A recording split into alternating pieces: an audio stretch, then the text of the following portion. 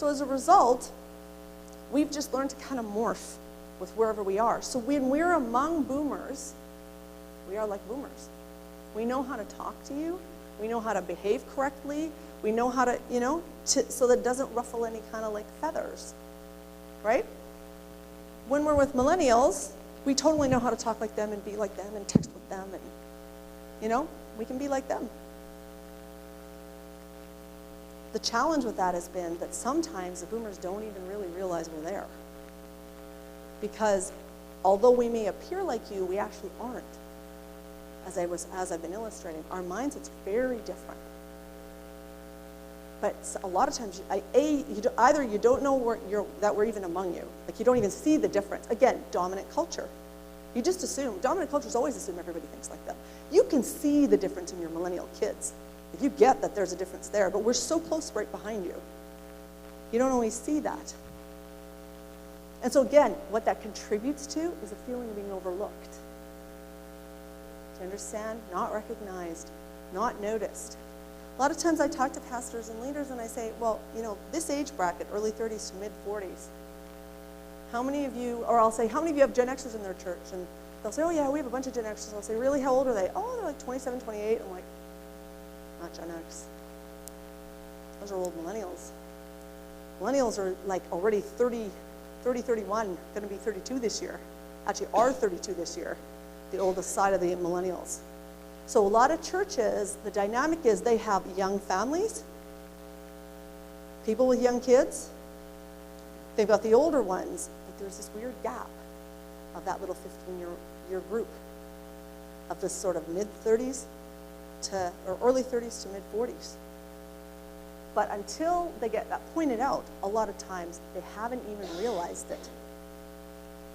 And once again, that contributes to Gen Xers feeling like there's no place for them. Like, we're gone and you don't even notice. I know that, I was talking with my friend Carolyn, and she was saying in Winnipeg there's quite a number of Gen X pastors. She was able to name a number of them. I know in my city in Edmonton, when I ask the pastors there, they're hard-pressed to name one that they know in the ministerial. Senior pastor. I'm not talking about an associate. I'm not talking about your worship leader, your youth pastor. I'm talking about senior pastor that is a Gen X. Yet if I ask you how many of you were in full-time ministry by your 30s, senior pastoring by your 30s, almost all the boomers will put their hands up. So it kind of begs the question, what's going on, doesn't it? Where are they? Where are they? I mean, like I said, yes, a lot of them aren't boxed in by the thing of we have to be in the traditional pulpit ministry, but more than that, for a lot of Gen Xers, they haven't found the church to be a place where they could express what they feel God has put in them of the way they see church. They've haven't found it to be a flexible and inviting and a warm environment. And again, I understand that because I see that those two varying ideas, like the stability versus the fluidity, clashing.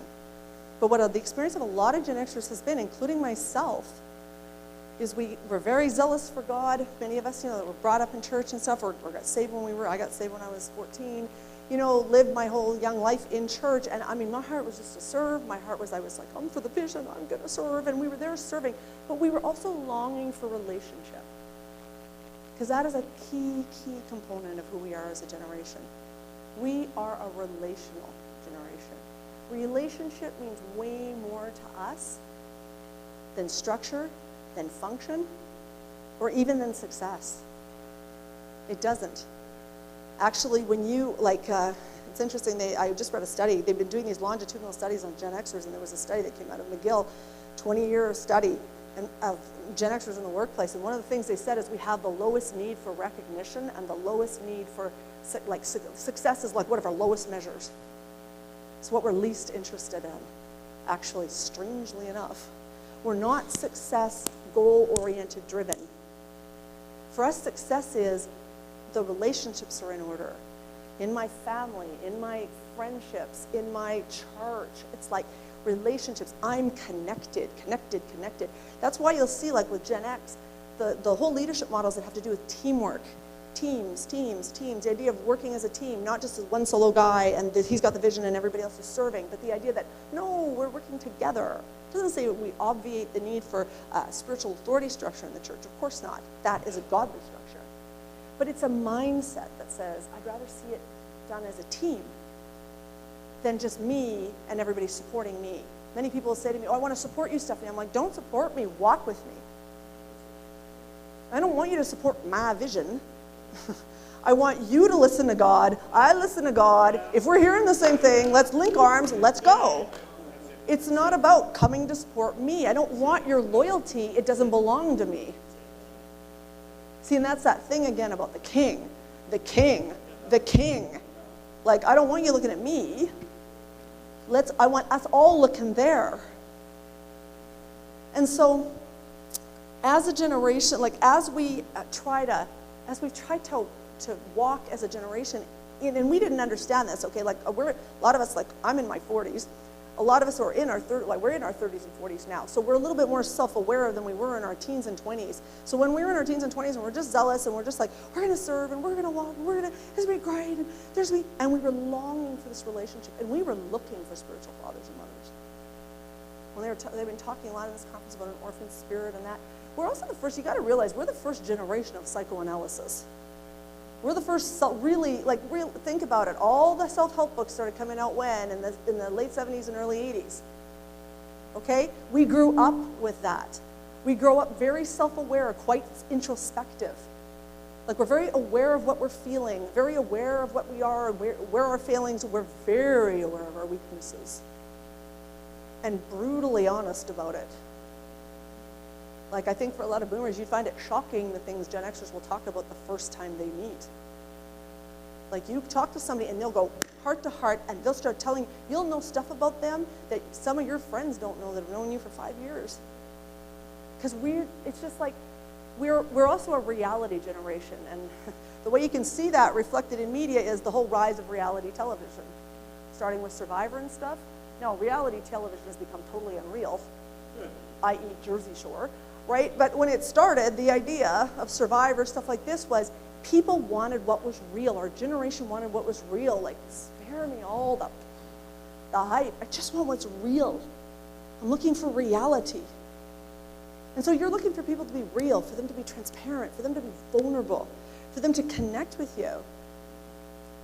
A lot of times that didn't happen in church settings because boomers and builders weren't trained that way. Parents weren't trained to share their feelings. It's not their fault. Their parents didn't do it either. You know, like every generation's making progress, right?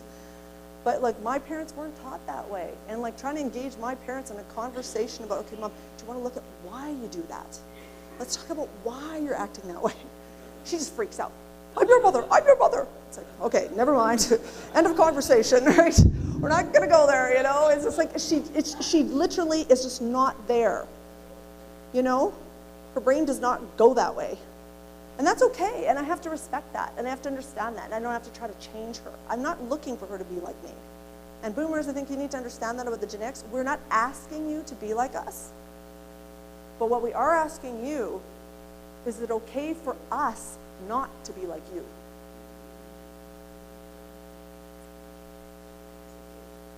Thank you, Roger.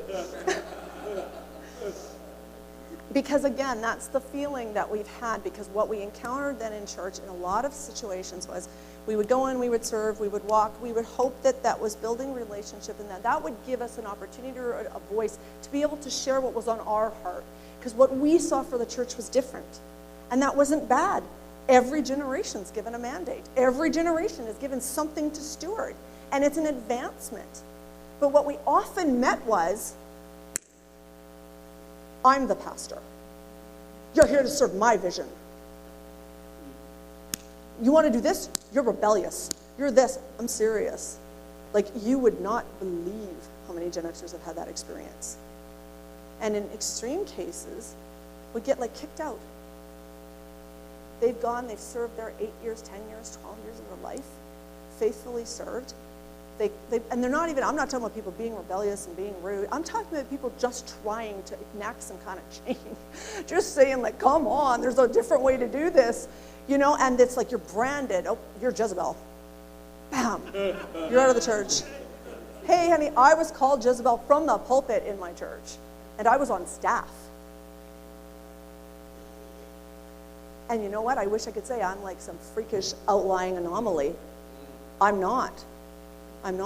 When I tell my story, and I don't have time to do that today, but we had a gathering of Gen Xers a number of months ago, and I kind of had a chance to tell a little bit of my story over a more prolonged period of time, and Gen Xers just were crying. Why? Because they all thought they were the only one. Remember, they're isolated from one another, they're alienated. So imagine what that feels like. You look at the Gen Xers, and maybe you do have Gen Xers in your church, and one of the frustrations boomer pastors often say to me is, I have Gen Xers, I would love to see them released, but they just sit there. They won't do anything. And even when I say, well, what's in your heart? Go do it.